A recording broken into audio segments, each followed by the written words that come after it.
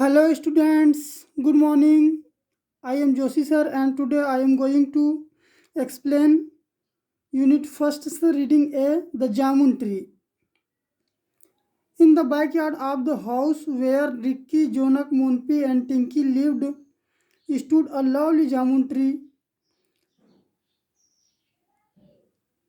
घर के जहाँ पे रिक्की, जोनक, मोनपी, टिंकी रहते थे उसके पीछे एक बहुत बड़े जामुन का पेड़ था। बहुत ही सुंदर और घने पत्तियों वाले जामुन के ट्री थे, जामुन का पेड़ था। It was a tall and stately tree with dark green leaves and twirling branches that climbed into the sky. और ये जो पेड़ थे वो सीधे और लंबे और बहुत ही घने ब्रांचेस वाले, बहुत घनी डालियां और घने पत्ते वाले पेड़ थे। बहुत विशाल ट्री था और बहुत ही सुंदर पेड़ था, जिसके पत्ते ऊपर की ओर देखने पर ऐसा लगता था कि उसके ऊपर की जो डालियां हैं वो आसमान को छू रहा हो, ऐसा प्रतीत होता था उसको देखने पर। The jamun tree was a source of joy to the children. और जो जामुन ट्री जो था, ये जो जामुन ट्री था वो बच्चों के खेलने के लिए मुख्य स्रोत था, सोर्स था वहाँ पर। क्योंकि गर्मियों के मौसम में बच्चे या और प्राय सभी मौसम में बच्चे उस पेड़ के आसपास खेलते थे, खास करके गर्मियों के मौसम में, गर्मी के मौसम में। They loved to climb its knotty gnarled branches and play hide and seek among the foliage. और बच्चे जो हैं वो पेड़ में चढ़ना पसंद करते थे और पेड़ के जो घने पत्तियों थे उसके बीच में लुका छिपी का खेल खेलना पसंद करते थे। During the sweltering summer months, hot and tired after playing in the backyard, the children took rest under its welcome shade। और गर्मी के दिनों में तेज़ धूप में खेलने के बाद बच्चे थकने के बाद उस पेड़ के छाँव में और सुंदर हवा में, उस पेड़ के छाँव और ठंडी हवा में बैठ करके अपने आप को रेस्ट करते थे। During summer to the fruits of the jamun tree ripened। At first, this appeared in tiny, unripe green clusters, which gradually swelled into juicy purple-colored fruits। और गर्मी के दिनों में जो इसके फ्रूट थे जामुन ट्री के, वो पहले हरे रंग के दिखते थे, छोटे थे, तब फिर बड़े होते धीरे धीरे और फिर वो पक जाते। पकने के बाद उसका जो कलर है वो पर्पल कलर हो जाता। The branches of the tree dropped with the weight of their luscious burden। और जो जामुन ट्री का जो डाली थे, जो उसके ब्रांचेस थे वो फ्रूट के वजन से नीचे की ओर झुक जाते थे। Their greatest joy was to eat the ripe jamun while sitting on a long steady branches of the tree। और जो बच्चों का मेन जो आनंद का source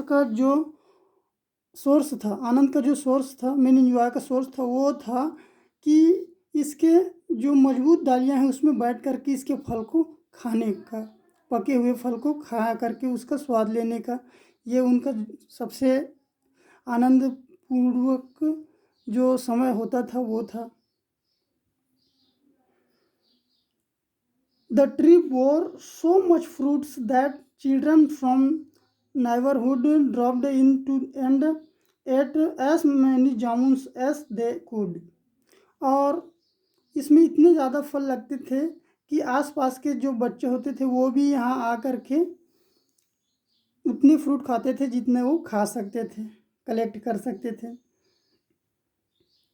the backyard always resounded with the shrill cries of the happy children. और जो घर का जो पीछे हिस्सा था जिसमें ये जामुन का ट्री था, वो हमेशा बच्चों के खेलने के समय जो आवाज़ें थी, खुशी की जो आवाज़ थी, बच्चे का जो शोरगुल था खेलते वक्त जो वो करते थे, वो उसकी आवाज़ों से पूरा भरा भरा पूरा लगता था।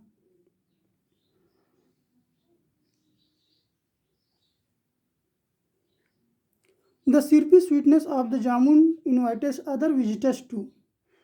A pair of squirrels who lived in a nearby bamboo grove came regularly to nibble at the fruits। और जो स्वादिष्ट जो जामुन थे वो अदर विजिटर्स को भी इनवाइट करते थे। पास में ही एक बम्बू ट्री का झील था, वहाँ से एक स्क्वायरल की जोड़ी आती थी, स्क्वायरल गिलहरी के जोड़ी वहाँ पर आकर के फ्रूट खाते थे, फ्रूट खाने के लिए आया करते थे। Scores of blue bottles, beautiful blue bottles filled around the tree, setting every now and then to drink nectar from the fruits। और जो ब्लू बॉटल जो मक्खी है, ब्लू कलर का जो बड़ी मक्खी होती है, वो फ्रूट के स्वाद लेने के लिए वो भी आते थे। और हनी बीस who seemed to be forever busy filled the air with their urgent buzzing।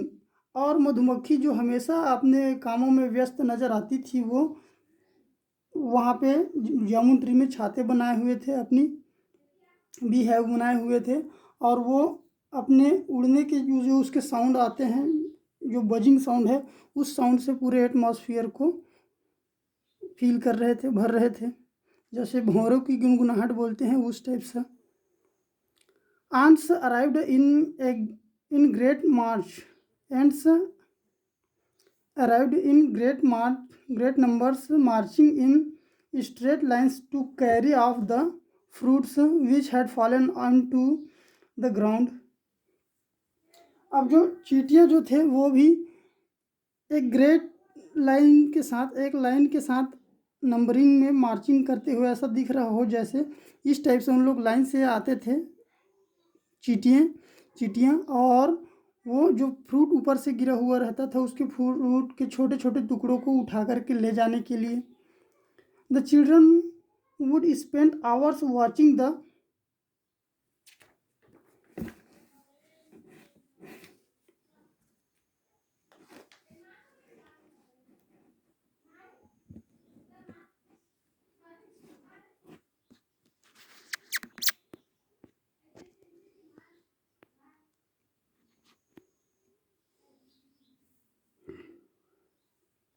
The children spent hours watching the ants।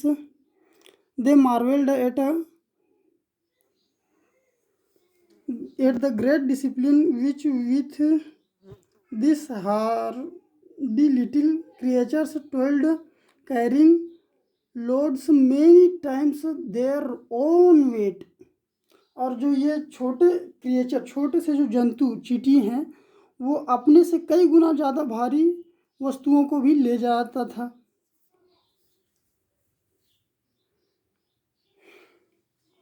तो ये था फर्स्ट पार्ट।